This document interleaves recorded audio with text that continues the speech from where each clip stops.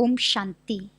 ದಾದಿ ಬ್ರಿಜಶಾಂತಾಜಿ ಅವರು ಹೇಳುತ್ತಾರೆ, ಬ್ರಹ್ಮ ತಂದೆ ಶಿವ ತಂದೆ ಇಬ್ಬರೂ ಕೂಡ ನಮಗೆ ಜ್ಞಾನವನ್ನು ತಿಳಿಸುವುದಕ್ಕೋಸ್ಕರ ಪ್ರತಿದಿನ ಓಂ ಮಂಡಲಿಗೆ ಬರುತ್ತಿದ್ದರು. ಸಿನ್ನಲ್ಲಿ ಈ ಜ್ಞಾನದ ಬಗ್ಗೆ, ಬಾಬಾರವರ ಬಗ್ಗೆ ಮತ್ತು ಮಮ್ಮಾರವರ ಬಗ್ಗೆ ಯಾವುದೇ ವಿರೋಧ ಇರಲಿಲ್ಲ. ಮೊದಲು ಯಾವುದೇ ಪ್ರಕಾರದ ದೂರೂ ಕೂಡ ಇರಲಿಲ್ಲ. ಶಿವ ತಂದೆಗೆ ಆ ಸಮಯದಲ್ಲಿ ಸರ್ವಶಕ್ತಿವಂತ ಬಾಬಾ ಎಂದು ಕರೆಯುತ್ತಿದ್ದರು. ಯಾವಾಗ ಪವಿತ್ರತೆಯ ಧಾರಣೆಯ ನಿಯಮವನ್ನು ಪರಮಾತ್ಮ ತಂದೆ ತಿಳಿಸಿದರು, ಆಗ ಜನ ವಿರೋಧ ಮಾಡಲು ಪ್ರಾರಂಭ ಮಾಡಿದರು. ಅದಕ್ಕಿಂತ ಮೊದಲು ಓಂ ಮಂಡಲಿಯ ಬಗ್ಗೆ ಎಲ್ಲರೂ ಮಹಿಮೆಯನ್ನು ಮಾಡುತ್ತಿದ್ದರು. ಓಂ ಮಂಡಲಿಗೆ ಎಲ್ಲರೂ ಬಹಳಷ್ಟು ಗೌರವವನ್ನು ಕೊಡುತ್ತಿದ್ದರು. ಒಂದು ದಿನ ಮಮ್ಮ ನಮ್ಮೆಲ್ಲರನ್ನು ಟೆನ್ನಿಸ್ ಕೋರ್ಟ್ನ ಬಳಿ ಕರೆದುಕೊಂಡು ಹೋಗಿ ಜ್ಞಾನವನ್ನು ತಿಳಿಸುತ್ತಿದ್ದರು. ಆ ಸಮಯದಲ್ಲಿ ಮಮ್ಮ ಹೇಳಿದರು, ನೋಡು ಬ್ರಿಜಶಾಂತ, ಈ ಕಡೆ ನೋಡು, ನಿನಗೆ ಯಾರು ಜ್ಞಾನವನ್ನು ಹೇಳುತ್ತಿದ್ದಾರೆ, ನಿನಗೆ ಯಾರು ಜ್ಞಾನವನ್ನು ಹೇಳುತ್ತಿದ್ದಾರೆ ನೋಡು ಎಂದು ಕೇಳಿದರು. ನಾನು ಸಮ್ಮುಖದಲ್ಲಿ ಮಮ್ಮಾರವರನ್ನು ನೋಡುತ್ತಿದ್ದೆ. ಮಮ್ಮ ಕೇಳಿದರು, ನಿಮ್ಮ ಸಮ್ಮುಖದಲ್ಲಿ ಯಾರು ನಿಂತಿದ್ದಾರೆ ನೋಡಿ ಎಂದು. ಆ ರೀತಿ ಮಮ್ಮ ಹೇಳಿದಾಗ ನಾನು ಮಮ್ಮಾರವರನ್ನು ನೋಡಲು ಪ್ರಾರಂಭ ಮಾಡಿದೆ. ಮಮ್ಮಾರವರು ಮಾತನಾಡುವಾಗ ಮಮ್ಮಾರವರ ರೂಪದಲ್ಲಿ ಸಾಕ್ಷಾತ್ ಬಾಬಾರವರ ಅನುಭವ ನನಗೆ ಆಗಲು ಆರಂಭ ಆಯಿತು. ಆ ಕ್ಷಣದಿಂದ ಬ್ರಹ್ಮ ತಂದೆಯನ್ನು ಎಂದೂ ಕೂಡ ನಾನು ಸಾಧಾರಣ ರೂಪದಲ್ಲಿ ನೋಡಲೇ ಇಲ್ಲ ಎಂದು ಬ್ರಿಜಶಾಂತಾ ದಾದಿ ಹೇಳುತ್ತಾರೆ. ಆ ಸಮಯದಲ್ಲಿ ನಾವು ಬಾಪ್ತಾದ ಎಂದು ಕರೆಯುತ್ತಿರಲಿಲ್ಲ. ಆ ಸಮಯದಲ್ಲಿ ನಿರಾಕಾರ ಶಿವ ತಂದೆ ಸಾಕಾರ ರೂಪದಲ್ಲಿ ಬ್ರಹ್ಮನ ಮೂಲಕ ಪಾತ್ರವನ್ನು ಅಭಿನಯ ಮಾಡುತ್ತಿದ್ದಾರೆ ಎಂದು ಹೇಳುತ್ತಿದ್ದೆವು. ನಿರಾಕಾರ ಶಿವ ತಂದೆಯ ಪಾತ್ರ, ಸಾಕಾರ ಬ್ರಹ್ಮನ ಮೂಲಕ ಎಂದು ಹೇಳುತ್ತಿದ್ದೆವು. ನಿರಾಕಾರ ಶಿವ ತಂದೆಗೆ ಸರ್ವಶಕ್ತಿವಂತ ಬಾಬಾ ಎಂದು ಕರೆಯುತ್ತಿದ್ದೆವು. ಸಾಕಾರ ಬ್ರಹ್ಮ ತಂದೆಗೆ ಬ್ರಹ್ಮ ತಂದೆ ಎಂದು ಕರೆಯುತ್ತಿದ್ದೆವು. ನಮಗೆ ಗೊತ್ತಿತ್ತು ಶಿವ ತಂದೆಯೇ ಬೇರೆ ಆಗಿದ್ದಾರೆ, ಬ್ರಹ್ಮ ತಂದೆಯೇ ಬೇರೆ ಆಗಿದ್ದಾರೆ ಎಂದು. ಆದರೆ ಇಬ್ಬರೂ ಕಂಬೈನ್ ರೂಪದಲ್ಲಿ ಇದ್ದಾರೆ ಎಂದು ನಮಗೆ ಅನುಭವ ಆಗುತ್ತಿತ್ತು. ಆ ಸಮಯದಲ್ಲಿ ನಾನು ಮಮ್ಮ ಬಾಬಾರವರನ್ನು ಕಂಬೈನ್ ರೂಪದಲ್ಲಿ ಅನುಭವ ಮಾಡಿದೆ. ಮಮ್ಮ ಜ್ಞಾನವನ್ನು ಹೇಳುತ್ತಿದ್ದರು. ಮಮ್ಮಾರವರ ಜೊತೆಗೆ ನನಗೆ ಬಾಬಾ ಕೂಡ ಕಾಣಿಸುತ್ತಿದ್ದರು. ನಾನು ಹೇಳಿದೆ, ಹಾ ಮಮ್ಮ, ನನಗೆ ಅರ್ಥ ಆಯಿತು ಯಾರು ಜ್ಞಾನವನ್ನು ಹೇಳುತ್ತಿದ್ದಾರೆ ಎಂದು. ನನಗೆ ಅರ್ಥ ಆಯಿತು, ಜ್ಞಾನವನ್ನು ನೀವು ಹೇಳುತ್ತಿಲ್ಲ, ಬಾಬಾ ಹೇಳುತ್ತಿದ್ದಾರೆ ಎಂದು ಬ್ರಿಜಶಾಂತಾ ದಾದಿ ಮಮ್ಮಾರವರಿಗೆ ಹೇಳಿದರು. ಮಮ್ಮ ಬಹಳಷ್ಟು ದಯಾಹೃದಯಿ ಆಗಿದ್ದರು. ಶಿಕ್ಷೆಯನ್ನು ನೀಡಿದರೆ ಯಾರಾದರೂ ಸುಧಾರಣೆ ಆಗುತ್ತಾರೆ ಅನ್ನುವ ಮಾತಿನ ಬಗ್ಗೆ ಮಮ್ಮಾರವರಿಗೆ ವಿಶ್ವಾಸ ಇರಲಿಲ್ಲ. ಮಮ್ಮ ತಿಳಿದುಕೊಂಡಿದ್ದರು, ಯಾವ ವ್ಯಕ್ತಿ ತಮ್ಮ ತಪ್ಪಿನ ಬಗ್ಗೆ ಪಶ್ಚಾತ್ತಾಪವನ್ನು ಪಡುತ್ತಾರೋ ಅಥವಾ ಯಾರು ತಮ್ಮ ತಪ್ಪಿನ ಅನುಭವವನ್ನು ಮಾಡಿಕೊಂಡು ಸ್ವಯಂವನ್ನು ಸುಧಾರಣೆ ಮಾಡಿಕೊಳ್ಳುತ್ತಾರೋ ಅವರೇ ಒಳ್ಳೆಯ ವ್ಯಕ್ತಿ ಆಗಿದ್ದಾರೆ, ಅವರು ಕ್ಷಮೆಗೆ ಯೋಗ್ಯರಾಗಿದ್ದಾರೆ ಎಂದು ಮಮ್ಮ ಹೇಳುತ್ತಿದ್ದರು. ಅಂತಹ ಆತ್ಮರು ಕ್ಷಮೆಗೆ ಹಕ್ಕುದಾರರಾಗಿದ್ದಾರೆ ಎಂದು ಮಮ್ಮ ಹೇಳುತ್ತಿದ್ದರು. ಇಂತಹ ವ್ಯಕ್ತಿಗಳ ಮೇಲೆ ಮಮ್ಮ ತಮ್ಮ ಪ್ರೀತಿಯ ಮಳೆಯನ್ನೇ ಸುರಿಸುತ್ತಿದ್ದರು. ಕರಾಚಿಯಲ್ಲಿ ನಾವೆಲ್ಲರೂ ಡ್ರಿಲ್ ಮಾಡುವ ಡ್ರೆಸ್ಸನ್ನು ಹಾಕಿಕೊಂಡು ಟೆನ್ನಿಸ್ ಕೋರ್ಟ್ನಲ್ಲಿ ಡ್ರಿಲ್ಲನ್ನು ಮಾಡುತ್ತಿದ್ದೆವು. ಚಂದ್ರಮಣಿ ದಾದಿ ನಮ್ಮೆಲ್ಲರಿಗೂ ಡ್ರಿಲ್ಲನ್ನು ಕಲಿಸುತ್ತಿದ್ದರು. ಕೆಲವೊಮ್ಮೆ ಮಮ್ಮ ಕೂಡ ಬರುತ್ತಿದ್ದರು. ಡ್ರಿಲ್ ಮಾಡುವ ಸಮಯದಲ್ಲಿ ಎಲ್ಲರೂ ಚಪ್ಪಲನ್ನು ಹಾಕಿಕೊಂಡಿರುತ್ತಿದ್ದರು. ಆ ದಿನ ಮಮ್ಮ ಮಕ್ಕಳನ್ನು ನೋಡುವುದಕ್ಕೋಸ್ಕರ ಬಂದಿದ್ದರು. ಆ ದಿನ ನಾನು ಚಪ್ಪಲನ್ನು ಹಾಕಿಕೊಂಡಿರಲಿಲ್ಲ. ಮಮ್ಮ ನನ್ನನ್ನು ಕೇಳಿದರು, ನೀನೇಕೆ ಚಪ್ಪಲನ್ನು ಹಾಕಿಕೊಂಡಿಲ್ಲ ಎಂದು. ನಾನು ಹೇಳಿದೆ, ಮಮ್ಮ 2 ದಿನ 3 ದಿನದಿಂದ ನನ್ನ ಕಾಲಿನಲ್ಲಿ ನೋವಿದೆ, ಆದ್ದರಿಂದ ನಾನು ಚಪ್ಪಲನ್ನು ಹಾಕಿಕೊಂಡಿಲ್ಲ ಎಂದು. ಆದರೆ ನಂತರ ನನ್ನ ಮನಸ್ಸು ಆಂತರ್ಯದಲ್ಲಿ ನನ್ನನ್ನೇ ತಿನ್ನಲು ಪ್ರಾರಂಭ ಮಾಡಿತು.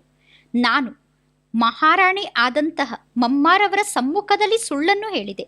ಏಕೆಂದರೆ ಆ ದಿನ ನನಗೆ ಕಾಲು ನೋವು ಇರಲಿಲ್ಲ. ನಾನು ಆ ದಿನ ಚಪ್ಪಲನ್ನು ಸ್ವಯಂ ಹಾಕಿಕೊಂಡಿರಲಿಲ್ಲ. ನಾನು ಚಪ್ಪಲನ್ನು ಹಾಕಿಕೊಳ್ಳಬಹುದಿತ್ತು, ಆದರೆ ನಾನೇ ಸ್ವಯಂ ಚಪ್ಪಲನ್ನು ಹಾಕಿಕೊಳ್ಳದೆ ಮಮ್ಮಾರವರ ಸಮ್ಮುಖದಲ್ಲಿ ಸುಳ್ಳನ್ನು ಹೇಳಿದ್ದೆ. ಆ ಸಮಯದಲ್ಲಿ ಬಾಬಾ ಎಲ್ಲ ಮಕ್ಕಳನ್ನು ನೋಡಿ ಹೇಳುತ್ತಿದ್ದರು, ಯಾರಾದರೂ ಮಕ್ಕಳು ತಪ್ಪನ್ನು ಮಾಡಿದರೆ ಅವರಿಗೆ ಶಿಕ್ಷೆಯ ರೂಪದಲ್ಲಿ ಆ ದಿನ ತಿಂಡಿಯನ್ನು ಕೊಡಬೇಡಿ ಅಥವಾ ಆ ದಿನ ಊಟವನ್ನು ಕೊಡಬೇಡಿ, ಅದೇ ಅವರಿಗೆ ಶಿಕ್ಷೆಯಾಗಿದೆ ಎಂದು. ಬಾಬಾರವರ ಮಾತು ನನಗೆ ನೆನಪಿಗೆ ಬಂತು. ಆಗ ಎಲ್ಲರಿಗೂ ತಿಂಡಿಯನ್ನು ಬಡಿಸುವ ಡ್ಯೂಟಿ ನನ್ನ ಡ್ಯೂಟಿ ಮತ್ತು ಆತ್ಮ ಮೋಹಿನಿ ಡ್ಯೂಟಿ ಆಗಿತ್ತು. 8 ಗಂಟೆಯವರೆಗೂ ಎಲ್ಲರಿಗೂ ತಿಂಡಿಯನ್ನು ಬಡಿಸಿ 9 ಗಂಟೆಗೆ ನಾನು ಮಮ್ಮಾರವರ ರೂಮಿನ ಕೆಳಗಡೆ ಬಂದೆ. ಮಮ್ಮಾರವರ ರೂಮಿನ ಕೆಳಗಡೆ ಒಂದು ಬೆಂಚ್ ಇತ್ತು. ಅದರ ಮೇಲೆ ಮಮ್ಮ ಕುಳಿತುಕೊಳ್ಳುತ್ತಿದ್ದರು. ಉಳಿದ ಎಲ್ಲ ಸಹೋದರಿಯರು ಮಮ್ಮಾರವರ ಸಮ್ಮುಖದಲ್ಲಿ ಕೆಳಗಡೆ ಕುಳಿತುಕೊಳ್ಳುತ್ತಿದ್ದರು ಮತ್ತು ಮಮ್ಮ ಕಚೇರಿಯನ್ನು ನಡೆಸುತ್ತಿದ್ದರು. ಆ ಸಮಯದಲ್ಲಿ ಎಲ್ಲರೂ ತಮ್ಮ ತಮ್ಮ ತಪ್ಪನ್ನು ಹೇಳುತ್ತಿದ್ದರು. ನಾನು ಕೂಡ ಎದ್ದು ನಿಂತು ನನ್ನ ತಪ್ಪಿನ ಬಗ್ಗೆ ಹೇಳಿದೆ. ಮಮ್ಮ, ಇಂದು ನಾನು ನಿಮಗೆ ಸುಳ್ಳನ್ನು ಹೇಳಿದೆ ಮತ್ತು ನಾನು ಹೇಳಿದ ಸುಳ್ಳಿಗೋಸ್ಕರ ನಾನು ಸ್ವಯಂಗೆ ಶಿಕ್ಷೆಯನ್ನು ಕೊಟ್ಟುಕೊಂಡೆ ಎಂದು ನಾನು ಮಮ್ಮಾರವರಿಗೆ ಹೇಳಿದೆ. ಮಮ್ಮ ಕೇಳಿದರು, ನೀನು ಯಾವ ತಪ್ಪನ್ನು ಮಾಡಿದೆ ಮತ್ತು ಸ್ವಯಂಗೆ ಯಾವ ಶಿಕ್ಷೆಯನ್ನು ಕೊಟ್ಟುಕೊಂಡೆ ಎಂದು. ನಾನು ಸಂಪೂರ್ಣ ಮಾತನ್ನು ಹೇಳಿದೆ. ಮಮ್ಮ, ನಾನು ಈ ದಿನ ಚಪ್ಪಲನ್ನು ಹಾಕಿಕೊಳ್ಳದೆ ಬಂದಿದ್ದೆ, ಆದರೆ ಸುಳ್ಳೆ ಕಾಲು ನೋವು ಎಂದು ನಿಮ್ಮ ಮುಂದೆ ಹೇಳಿದೆ. ಇದು ನಾನು ಮಾಡಿದ ತಪ್ಪಾಗಿತ್ತು. ನಾನು ಅದಕ್ಕೋಸ್ಕರ ಈ ದಿನ ತಿಂಡಿಯನ್ನು ತಿನ್ನಲಿಲ್ಲ. ತಿಂಡಿಯನ್ನು ಬಿಟ್ಟು ಬಾಬಾರವರ ಮಾತನ್ನು ನೆನಪು ಮಾಡಿಕೊಂಡು ತಿಂಡಿ ತಿನ್ನದೆ ಸ್ವಯಂ ಶಿಕ್ಷೆಯನ್ನು ಕೊಟ್ಟುಕೊಂಡೆ ಎಂದು ನಾನು ಹೇಳಿದೆ. ಆಗ ಮಮ್ಮ ಕೇಳಿದರು, ನೀನು ಇಲ್ಲಿಯವರೆಗೂ ತಿಂಡಿ ತಿಂದಿಲ್ಲವೇನು ಎಂದು. ನಾನು ಮಮ್ಮಾರವರಿಗೆ ಹೇಳಿದೆ, ನಾನು ತಿಂಡಿಯನ್ನು ತಿಂದಿಲ್ಲ ಎಂದು. ನಾನು ಅಲ್ಲಿಯವರೆಗೂ ತಿಂಡಿಯನ್ನು ತಿಂದಿರಲಿಲ್ಲ. ಮಮ್ಮ ಹೇಳಿದರು, ಬಾ ನನ್ನ ಜೊತೆ ಈಗ ತಿಂಡಿಯನ್ನು ತಿನ್ನು ಎಂದು ಮಮ್ಮ ಕರೆದುಕೊಂಡು ಹೋದರು. ನಾನು ಹೇಳಿದೆ, ಇಲ್ಲ ಮಮ್ಮ, ನಾನು ಇಂದು ಸುಳ್ಳನ್ನು ಹೇಳಿದ್ದೇನೆ. ನಾನು ಶಿಕ್ಷೆಯನ್ನು ಅನುಭವ ಮಾಡುತ್ತೇನೆ. ನನಗೆ ಶಿಕ್ಷೆಯನ್ನು ಅನುಭವ ಮಾಡಲು ಬಿಡಿ ಎಂದು. ಆಗ ಮಮ್ಮ ಹೇಳಿದರು, ಶಾಂತ, ಮಮ್ಮ ಇಂದು ನಿಮ್ಮ ಜೊತೆಗೆ ತಿಂಡಿ ತಿನ್ನಲು ಬಯಸುತ್ತಾರೆ. ನೀವು ಮಮ್ಮಾರವರಿಗೆ ನಿಮ್ಮ ಜೊತೆಗೆ ತಿಂಡಿ ತಿನ್ನಲು ಅನುಮತಿಯನ್ನು ಕೊಡುವುದಿಲ್ಲ ಏನು ಎಂದು ಮಮ್ಮ ಕೇಳಿದರು. ಮಮ್ಮಾರವರ ಜೊತೆಗೆ ತಿಂಡಿ ತಿನ್ನುವ ಇಚ್ಛೆ ಎಲ್ಲರಿಗೂ ಇರುತ್ತಿತ್ತು. ನಂತರ ಮಮ್ಮ ನನ್ನ ಕೈಯನ್ನು ಹಿಡಿದುಕೊಂಡು ಕರೆದುಕೊಂಡು ಹೋದರು. ಮಮ್ಮ ಹೇಳಿದರು, ನೀನು ತಿಂಡಿಯನ್ನು ತಿನ್ನದೇ ಇದ್ದರೆ ನಿನ್ನನ್ನು ಬಿಟ್ಟು ಈ ದಿನ ನಾನೂ ಕೂಡ ತಿಂಡಿ ತಿನ್ನುವುದಿಲ್ಲ ಎಂದು. ಕೊನೆಗೂ ಕೂಡ ಮಮ್ಮ ನನ್ನನ್ನು ತಮ್ಮ ಜೊತೆಗೆ ಕೂರಿಸಿಕೊಂಡು ನನಗೆ ತಿಂಡಿಯನ್ನು ತಿನ್ನಿಸಿದರು. ಈ ರೀತಿ ಮಮ್ಮ ತಾಯಿಯಾಗಿದ್ದರು, ಕರುಣಾಮಯಿ ಆಗಿದ್ದರು. ಕ್ಷಮಾಗುಣ ಮಮ್ಮಾರವರಲ್ಲಿ ಬಹಳಷ್ಟು ಇತ್ತು. ಮಮ್ಮ ವಾತ್ಸಲ್ಯದ ಮೂರ್ತಿ ಆಗಿದ್ದರು. ನಾನು ಮಮ್ಮಾರವರನ್ನು ನೋಡುತ್ತಿದ್ದೆ. ಮಮ್ಮ ಸದಾ ಮನ್ಮನಾಭವ ಸ್ಥಿತಿಯಲ್ಲಿ ಸ್ಥಿತ ಆಗಿರುತ್ತಿದ್ದರು. ಯಾವಾಗ ಮಮ್ಮಾರವರನ್ನು ನೋಡಿದರೂ ಕೂಡ ಮಮ್ಮ ಯೋಗ ಮಾಡುತ್ತಿದ್ದಾರೆ ಎಂದು ಅನುಭವ ಆಗುತ್ತಿತ್ತು. ಮಮ್ಮ ಯೋಗದಲ್ಲಿ ಮಗ್ನ ಆಗಿರುವ ಸ್ಥಿತಿಯಲ್ಲಿ ಸ್ಥಿತ ಆಗಿರುತ್ತಿದ್ದರು. ಮಮ್ಮಾರವರು ನೋಡುವ ದೃಷ್ಟಿ ಬಹಳಷ್ಟು ಪವಿತ್ರವಾಗಿತ್ತು. ಮಮ್ಮ ನೋಡುವುದು, ಮಮ್ಮ ನಡೆಯುವುದು, ಮಮ್ಮ ಓಡಾಡುವುದು, ಮಮ್ಮ ಮುಗುಳ್ನಗುವುದು ಇದೆಲ್ಲವೂ ಕೂಡ ಅಲೌಕಿಕ ಆಗಿತ್ತು. ಎಲ್ಲರನ್ನೂ ಆಕರ್ಷಣೆ ಮಾಡುವಂಥದ್ದಾಗಿತ್ತು. ಮಮ್ಮಾರವರಿಗೆ ಖುಷಿ ಮತ್ತು ನಶೆ ಎಂದೂ ಕೂಡ ಕಡಿಮೆ ಆಗುತ್ತಾ ಇರಲಿಲ್ಲ ಎಂದು ಬ್ರಿಜ್ಶಾಂತಾ ದಾದಿ ಹೇಳುತ್ತಾರೆ. ಸುರೇಂದ್ರ ಬೆಹನ್ ಅವರು ತಮ್ಮ ಅನುಭವದ ಮಾತನ್ನು ಈ ರೀತಿ ಹೇಳುತ್ತಾರೆ. ನಾನು ಮೊದಲ ಬಾರಿ ಮಮ್ಮಾರವರ ಸಮ್ಮುಖಕ್ಕೆ ಹೋದಾಗ ಮಮ್ಮಾರವರ ದೃಷ್ಟಿ ನನ್ನ ಮೇಲೆ ಬಿದ್ದ ತಕ್ಷಣ ಮಮ್ಮ ವೀಣಾವಾದಿನಿ ಸಾಕ್ಷಾತ್ ಸರಸ್ವತಿಯ ರೂಪದಲ್ಲಿ ನನಗೆ ಸಾಕ್ಷಾತ್ಕಾರವನ್ನು ಮಾಡಿಸಿದರು. ಮಮ್ಮಾರವರ 4 ಕಡೆ ಪ್ರಕಾಶದ ಕಿರಣಗಳು ನನಗೆ ಕಾಣಿಸಿತು. ಮಮ್ಮಾರವರ ತೇಜೋಮಯ ಸ್ವರೂಪವನ್ನು ನೋಡಿ ನಾನು ಮಂತ್ರಮುಗ್ಧಳಾಗಿ ಬಿಟ್ಟೆ. ಮಮ್ಮ ಪೀಠದ ಮೇಲೆ ಕುಳಿತಿದ್ದರು. ಇದ್ದಕ್ಕಿದ್ದಂತೆ ಮಮ್ಮ ಒಮ್ಮೆ ದುರ್ಗಾ ರೂಪದಲ್ಲಿ ನನಗೆ ಕಾಣಿಸಿದರು, ಒಮ್ಮೆ ಲಕ್ಷ್ಮಿಯ ರೂಪದಲ್ಲಿ ಕಾಣಿಸಿದರು, ಒಮ್ಮೆ ಸರಸ್ವತಿಯ ರೂಪದಲ್ಲಿ ಕಾಣಿಸಿದರು. ಇದನ್ನು ನೋಡುತ್ತಾ ನೋಡುತ್ತಾ ನಾನು ಧ್ಯಾನಕ್ಕೆ ಹೋಗಿಬಿಟ್ಟೆ. ಆದಿಯ ಸಮಯದಲ್ಲಿ ಎಲ್ಲರೂ ಬಹಳಷ್ಟು ಧ್ಯಾನಕ್ಕೆ ಹೋಗುತ್ತಿದ್ದರು. ಮಮ್ಮ ಮುರುಳಿಯನ್ನು ನುಡಿಸಲು ಪ್ರಾರಂಭ ಮಾಡಿದರು. ಮಮ್ಮಾರವರ ಒಂದೊಂದು ಶಬ್ದ ಜಾದುವಿನ ಚಮತ್ಕಾರವನ್ನು ಮಾಡುವಂಥದ್ದಾಗಿತ್ತು.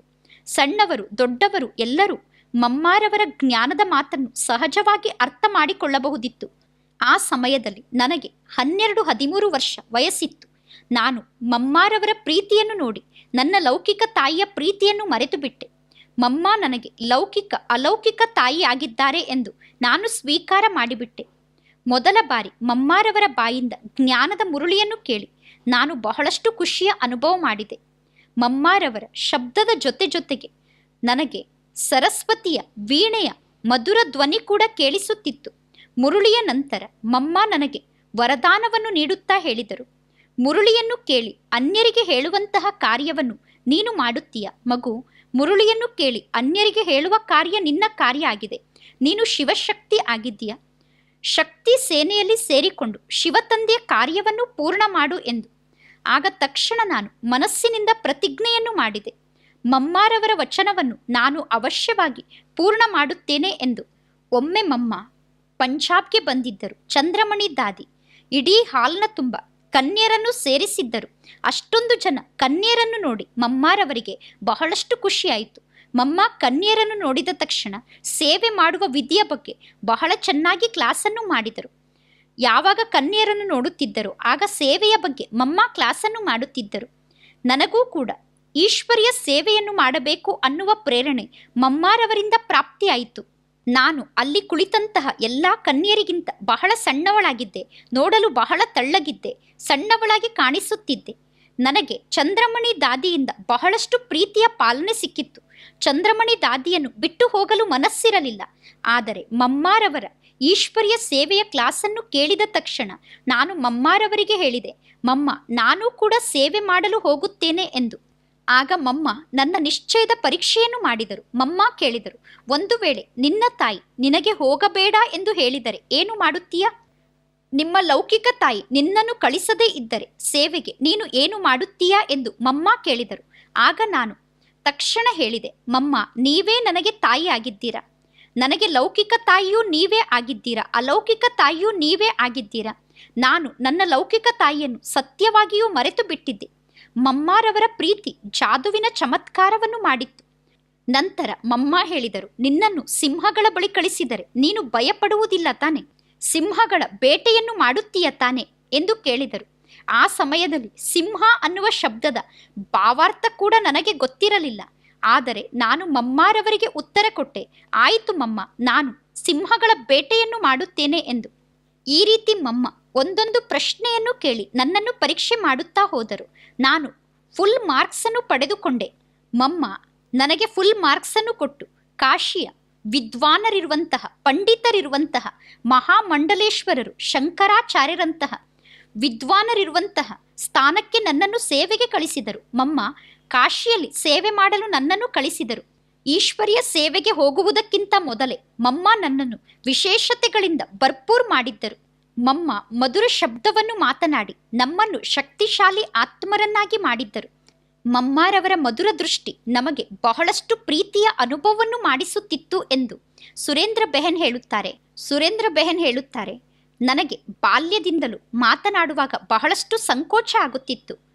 ಮಮ್ಮ ಹೇಳಿದರು, ನೀನು ಶಕ್ತಿಯ ದೇವಿ ಆಗಿದ್ದೀಯ, ದುರ್ಗಾ ಆಗಿ ನೀನು ಸೇವೆಯನ್ನು ಮಾಡಬೇಕು. ದುರ್ಗಾದೇವಿ ಎಂದೂ ಕೂಡ ಸಂಕೋಚ ಪಡುವುದಿಲ್ಲ. ಈ ರೀತಿ ಮಮ್ಮ ನನ್ನಲ್ಲಿರುವ ಸೂಕ್ಷ್ಮ ದುರ್ಬಲತೆಯನ್ನು ಅರ್ಥ ಮಾಡಿಕೊಂಡು ನನಗೆ ಮಧುರ ಶಿಕ್ಷಣವನ್ನು ನೀಡಿ ನನ್ನನ್ನು ಸಹಜ ರೂಪದಲ್ಲಿ ಪರಿವರ್ತನೆ ಮಾಡಿಬಿಟ್ಟರು. ಮಮ್ಮ ನನಗೆ ತಿಳಿಸಿದರು, ನೀನು ಜಗನ್ಮಾತೆ ಆಗಿದ್ದೀಯ. ಜಗನ್ಮಾತೆಯ ಸಮ್ಮುಖಕ್ಕೆ ಎಲ್ಲ ಪ್ರಕಾರದ ಮಕ್ಕಳು ಬರುತ್ತಾರೆ. ಕೆಲವರು ಪ್ರೀತಿಯನ್ನು ನೀಡುವಂತಹ ಮಕ್ಕಳಿರುತ್ತಾರೆ, ಕೆಲವರು ಬಹಳಷ್ಟು ತುಂಟಾಟವನ್ನು ಮಾಡುವಂತಹ ಮಕ್ಕಳಿರುತ್ತಾರೆ. ಎಲ್ಲ ಪ್ರಕಾರದ ಮಕ್ಕಳನ್ನು ನೀನು ಸಂಪಾಲನೆ ಮಾಡಬೇಕು, ಏಕೆಂದರೆ ನೀನು ಜಗನ್ಮಾತೆ ಆಗಿದ್ದೀಯಾ ಎಂದು ಮಮ್ಮ ನನಗೆ ಹೇಳಿದರು. ಮಮ್ಮಾರವರಲ್ಲಿ ಅದ್ಭುತವಾದ ಶಕ್ತಿ ಇತ್ತು ಎಂದು ಶುಕ್ಲಾ ಬೆಹನ್ ಹೇಳುತ್ತಾರೆ. ಮಮ್ಮ ಸಂಪೂರ್ಣ ಚಂದ್ರನ ಸಮಾನ ಶೀತಲ ಆಗಿದ್ದರು. ಶಾಂತಿಯ ಪ್ರಕಂಪನ ಮಮ್ಮಾರವರಿಂದ ಎಲ್ಲರಿಗೂ ಪ್ರಾಪ್ತಿಯಾಗುತ್ತಿತ್ತು. ಮಮ್ಮಾರವರ ಜೀವನ ಸುಗಂಧಭರಿತವಾದಂತಹ ದಿವ್ಯ ಗುಣಗಳ ಹೂಗುಚ್ಛ ಆಗಿತ್ತು. ಮಮ್ಮ ಕರ್ಮದಿಂದ ತಮ್ಮ ಸದ್ಗುಣಗಳ ಸುಗಂಧವನ್ನು ಎಲ್ಲ ಕಡೆ ಹರಡುತ್ತಿದ್ದರು. ಮಮ್ಮಾರವರ ನಯನದಲ್ಲಿ ಮಾತೃ ಸ್ನೇಹ ಕಾಣಿಸುತ್ತಿತ್ತು. ಕರುಣೆ ಮತ್ತು ಆತ್ಮಿಕತೆಯ ಅಲೌಕಿಕ ಹೊಳಪು ಮಮ್ಮಾರವರ ನಯನದಲ್ಲಿ ಅನುಭವ ಆಗುತ್ತಿತ್ತು. ಮಮ್ಮಾರವರ ಸಮ್ಮುಖಕ್ಕೆ ಹೋದಾಗ ಈ ರೀತಿ ಅನುಭವ ಆಗುತ್ತಿತ್ತು, ಮಮ್ಮ ಸ್ವಯಂ ಸಾಕ್ಷಾತ್ ಸರಸ್ವತಿ ದೇವಿ ಆಗಿದ್ದಾರೆ ಎಂದು. ಮಮ್ಮ ಸಾಗರದ ಸಮಾನ ಶಾಂತಿಯ ಸ್ಥಿತಿಯಲ್ಲಿ ಸ್ಥಿತ ಆಗುತ್ತಿದ್ದರು. ಮಮ್ಮಾರವರನ್ನು ಭೇಟಿ ಆದ ತಕ್ಷಣ ಮಮ್ಮಾರವರ ತೇಜಸ್ವಿ ದಿವ್ಯ ಸ್ವರೂಪ ಅಯಸ್ಕಾಂತದ ಶಕ್ತಿಯಂತೆ ಆಕರ್ಷಣೆ ಮಾಡುವಂಥದ್ದಾಗಿತ್ತು. ಮಮ್ಮ ಶ್ವೇತ ವಸ್ತ್ರವನ್ನು ಧಾರಣೆ ಮಾಡಿಕೊಂಡು ದೊಡ್ಡ ದೊಡ್ಡ ಕಣ್ಣುಗಳನ್ನು ಬಿಟ್ಟು ಉದ್ದವಾದ ಕೂದಲುಳ್ಳಂತಹ ಪವಿತ್ರತೆಯ ಸಾಕ್ಷಾತ್ ದೇವಿ ಆಗಿದ್ದರು ಎಂದು ಶುಕ್ಲಾ ಬೆಹನ್ ಹೇಳುತ್ತಾರೆ. ಮಮ್ಮಾರವರ ವ್ಯಕ್ತಿತ್ವದಲ್ಲಿ ನಿರ್ಭಯತೆ ಇತ್ತು, ನಿಶ್ಚಿಂತತೆ ಇತ್ತು, ನಿರ್ಮಾಣತೆ ಇತ್ತು, ನಿಶ್ಚಲತೆ ಇತ್ತು. ಈ ರೀತಿ ಸರ್ವಗುಣಗಳು ಮಮ್ಮಾರವರಲ್ಲಿ ಇತ್ತು. ಮಮ್ಮಾರವರ ಸಮ್ಮುಖಕ್ಕೆ ಹೋದ ತಕ್ಷಣ ನನಗೆ ಈ ರೀತಿ ಅನುಭವ ಆಗುತ್ತಿತ್ತು. ಪವಿತ್ರತೆ ಮತ್ತು ಶೀತಲತೆಯ ಕಿರಣ ನನ್ನನ್ನು ಮಮ್ಮಾರವರ ಕಡೆ ಆಕರ್ಷಣೆ ಮಾಡುತ್ತಿದೆ ಎಂದು. ನನ್ನ ಜೀವನದ ಸಂಪೂರ್ಣ ವಿಕಾರಿ ಗುಣ ನನ್ನಿಂದ ದೂರ ಆಗುತ್ತಿದೆ ಎಂದು ನನಗೆ ಅನುಭವ ಆಯಿತು. ಬಹಳಷ್ಟು ಹಗುರತೆ ಮತ್ತು ಖುಷಿ ನಾಲ್ಕೂ ಕಡೆ ಹರಡಿಬಿಟ್ಟಿತು. ಮಮ್ಮಾರವರನ್ನು ನೋಡಿ ನಾನೂ ಕೂಡ ಮಮ್ಮಾರವರ ಸಮಾನ ಜೀವನವನ್ನು ರೂಪಿಸಿಕೊಳ್ಳಬೇಕು ಅನ್ನುವ ಮಾತನ್ನು ನಾನು ದೃಢ ಸಂಕಲ್ಪದ ರೂಪದಲ್ಲಿ ಧಾರಣೆ ಮಾಡಿಕೊಂಡೆ ಎಂದು ಶುಕ್ಲಾ ಬೆಹನ್ ಹೇಳುತ್ತಾರೆ. ಮಮ್ಮಾರವರ ಸಂಪೂರ್ಣ ಪವಿತ್ರತೆ ಎಲ್ಲರನ್ನೂ ಆಕರ್ಷಣೆ ಮಾಡುವಂತಹ ಶಕ್ತಿಯಾಗಿತ್ತು. ಮಮ್ಮ ಸ್ವಯಂ ತ್ಯಾಗ, ತಪಸ್ಸು, ಸೇವೆಯ ಪ್ರತಿಮೂರ್ತಿ ಆಗಿದ್ದರು. ಮಮ್ಮಾರವರ ಸಮ್ಮುಖಕ್ಕೆ ಎಂತಹ ಸಂಸ್ಕಾರದ ಆತ್ಮ ಹೋದರೂ ಕೂಡ ಮಮ್ಮ ಅವರನ್ನು ಪರಿವರ್ತನೆ ಮಾಡಿಬಿಡುತ್ತಿದ್ದರು. ಮಮ್ಮಾರವರಲ್ಲಿ ಸರ್ವರನ್ನು ಪರಿವರ್ತನೆ ಮಾಡುವಂತಹ ಶಕ್ತಿ ಇತ್ತು. ಶಿವಶಕ್ತಿ ಸೇನೆಯ ನಾಯಕಿ ಆಗಿದ್ದಂತಹ ಮಾತೇಶ್ವರಿ ಅವರು ಅಮೃತ್ಸರ್ಗೆ 3ನೇ ಬಾರಿ ಬಂದಿದ್ದರು. ಆಗ ನನ್ನ ಲೌಕಿಕ ತಾಯಿ ಬಹಳಷ್ಟು ಆದರಪೂರ್ವಕವಾಗಿ ಪ್ರೀತಿಯಿಂದ ಮಮ್ಮಾರವರ ಸಮ್ಮುಖಕ್ಕೆ ಹೋಗಿ ತಮ್ಮ ಮನಸ್ಸಿನ ಪ್ರಶ್ನೆಯನ್ನು ಇಟ್ಟರು. ಮಮ್ಮ, ಈ ಶುಕ್ಲಾ ಬೆಹನ್ಗೆ ಹೇಳಿ ಮದುವೆಯನ್ನು ಮಾಡಿಕೋ ಎಂದು. ಇವರು ಮದುವೆಯನ್ನು ಮಾಡಿಕೊಳ್ಳದೇ ಇದ್ದರೆ ನನ್ನ ಲೌಕಿಕ ಪರಿವಾರದ ಮೇಲೆ ಬಹಳ ಕೆಟ್ಟ ಪ್ರಭಾವ ಆಗುತ್ತದೆ ಎಂದು. ಆಗ ಶುಭಚಿಂತಕ ಆಗಿರುವ ಮಮ್ಮ ನನಗೆ ಬಹಳ ಪ್ರೀತಿಯಿಂದ ತಿಳಿಸಿದರು, ಮಗು, ನೀನು ಮದುವೆಯನ್ನು ಮಾಡಿಕೊಳ್ಳಬೇಕು ಎಂದು. ಆಗ ನಾನು ಮಮ್ಮಾರವರಿಗೆ ಹೇಳಿದೆ, ಮಮ್ಮ, ನಿಮ್ಮ ಪ್ರತಿ ಶ್ವಾಸದಲ್ಲೂ ಪವಿತ್ರತೆ ವಾಸವಾಗಿದೆ. ನೀವು ಪವಿತ್ರತೆಯ ಮಹಾನ್ ದೇವಿ ಆಗಿದ್ದೀರಾ. ನೀವು ಎಲ್ಲರ ಮನಸ್ಸಿನಲ್ಲೂ ಜ್ಞಾನದ ಪ್ರಕಾಶವನ್ನು ತುಂಬಿ ಜ್ಞಾನದ ವೀಣೆಯನ್ನು ನುಡಿಸಿ ಎಲ್ಲರಲ್ಲೂ ಪವಿತ್ರ ಸಂಸ್ಕಾರವನ್ನು ಜಾಗೃತ ಮಾಡುತ್ತೀರಾ. ಎಲ್ಲರಿಗೂ ಪವಿತ್ರ ಆಗಿ ಅನ್ನುವ ಆದೇಶ ಮತ್ತು ಸಂದೇಶವನ್ನು ನೀಡುತ್ತೀರಾ. ಆದರೆ ನೀವು ನನಗೆ ಮದುವೆ ಮಾಡಿಕೋ ಎಂದು ಏಕೆ ಆದೇಶವನ್ನು ನೀಡುತ್ತಿದ್ದೀರಾ ಎಂದು ಹೇಳಿದೆ. ಮಮ್ಮಾರವರಲ್ಲಿ ಪರೀಕ್ಷಿಸುವಂತಹ, ನಿರ್ಣಯ ತೆಗೆದುಕೊಳ್ಳುವಂತಹ ಅದ್ಭುತವಾದ ಶಕ್ತಿ ಇತ್ತು. ಮಮ್ಮ ಹೇಳಿದರು, ನೀನು ಆತ್ಮ ಆಗಿದ್ದೀಯ, ಅಂದರೆ ನೀನೀಗ ನಿನ್ನ ಲೌಕಿಕ ತಾಯಿಯ ಉದ್ಧಾರವನ್ನು ಮಾಡಬೇಕು. ನಿನ್ನ ಜೀವನದ ಮೂಲಕ ಜನರಿಗೆ ಸಂದೇಶವನ್ನು ನೀಡಬೇಕು. ಅಂತಹ ಧಾರಣೆಯನ್ನು ನೀವು ಜೀವನದಲ್ಲಿ ಧಾರಣೆ ಮಾಡಿಕೊಳ್ಳಬೇಕು ಎಂದು ಮಮ್ಮ ಹೇಳಿದರು. ನಾನು ಮಮ್ಮಾರವರಿಗೆ ಹೇಳಿದೆ, ಮಮ್ಮ, ನಾನು ಫಸ್ಟ್ ಕ್ಲಾಸ್ ಆದಂತಹ ಬ್ರಾಹ್ಮಣ ಆತ್ಮ ಆಗಬೇಕು, ಬಾಲ ಬ್ರಹ್ಮಚಾರಿಣಿ ಆಗಿದ್ದು ಶಿವಶಕ್ತಿಯ ರೂಪದಲ್ಲಿ ನನ್ನ ಜೀವನವನ್ನು ಸಾರ್ಥಕ ಮಾಡಿಕೊಳ್ಳಬೇಕು ಎಂದು. ಆದರೆ ಶಿವಶಕ್ತಿ ಸೇನೆಯ ಸೇನಾಧಿಪತಿ ಆಗಿದ್ದಂತಹ ಮಮ್ಮ ನನಗೆ ಮದುವೆ ಮಾಡಿಕೊಳ್ಳಲು ಪ್ರೇರಣೆಯನ್ನು ನೀಡಿದರು ಮತ್ತು ಹೇಳಿದರು, ಬಾಬಾ ನಿನ್ನ ಮೂಲಕ ವಿಶೇಷ ಕಾರ್ಯವನ್ನು ಮಾಡಿಸುತ್ತಾರೆ. ಭೀಷ್ಮ ಪಿತಾಮಹ, ದ್ರೋಣಾಚಾರ್ಯ ಅಂಥವರಿಗೂ ಕೂಡ ಗೊತ್ತಾಗಬೇಕು, ನಾರಿಯರು ಮದುವೆಯನ್ನು ಮಾಡಿಕೊಂಡರೂ ಕೂಡ ಪವಿತ್ರರಾಗಿರುತ್ತಾರೆ, ನಾರಿಯರು ದುರ್ಗೆ ಆಗಿದ್ದಾರೆ, ಶಕ್ತಿ ಆಗಿದ್ದಾರೆ ಎಂದು ನೀನು ಎಲ್ಲರಿಗೂ ಪ್ರತ್ಯಕ್ಷಗೊಳಿಸಬೇಕು ಎಂದು ಮಮ್ಮ ಹೇಳಿದರು. ಮಮ್ಮಾರವರ ಮಧುರ ದೃಷ್ಟಿ, ಮಮ್ಮಾರವರ ಪ್ರೀತಿ, ಮಮ್ಮಾರವರ ಆ ಮಾತು ನನ್ನ ಜೀವನದಲ್ಲಿ ವರದಾನ ಆಯಿತು. ಅಸಂಭವ ಕಾರ್ಯ ಕೂಡ ಸಹಜವಾಗಿ ಸಂಭವ ಆಯಿತು. ನಾನು ಎಲ್ಲರ ಸೇವೆಯನ್ನು ಮಾಡಲು ನನಗೆ ಅವಕಾಶ ಕೂಡ ಸಿಕ್ಕಿತು ಮತ್ತು ನಾನು ಈಶ್ವರ್ಯ ಸೇವೆಗೆ ಸಮರ್ಪಿತ ಆಗುವಂತಹ ಅವಕಾಶ ಕೂಡ ನನಗೆ ಪ್ರಾಪ್ತಿಯಾಯಿತು. ಮಮ್ಮ ನನ್ನ ಜೀವನವನ್ನು ಪವಿತ್ರ ಜೀವನವನ್ನಾಗಿ ರೂಪಿಸಿದರು ಎಂದು ಶುಕ್ಲಾಬೆಹನ್ ಹೇಳುತ್ತಾರೆ. ಈ ರೀತಿ ಮಮ್ಮ ಸರ್ವರ ಜೀವನವನ್ನು ಸಂಪೂರ್ಣ ಪವಿತ್ರ ಮಾಡುವಂತಹ ಪವಿತ್ರತೆಯ ದೇವಿ ಆಗಿದ್ದರು. ಮಮ್ಮಾರವರಲ್ಲಿರುವಂತಹ ಈ ಸರ್ವ ವಿಶೇಷತೆಯನ್ನು ನಾವು ಧಾರಣೆ ಮಾಡಿಕೊಂಡು ನಾವು ಮಮ್ಮಾರವರ ಸಮಾನ ಆಗಬೇಕು. ಮಮ್ಮಾರವರಲ್ಲಿ ಇನ್ನೂ ಯಾವ ವಿಶೇಷ ಗುಣ ಇತ್ತು ಅನ್ನುವುದರ ಬಗ್ಗೆ ನಾಳೆ ಪುನಃ ನಾವು ತಿಳಿದುಕೊಳ್ಳಲು ಪ್ರಯತ್ನಿಸೋಣ. ಓಂ ಶಾಂತಿ.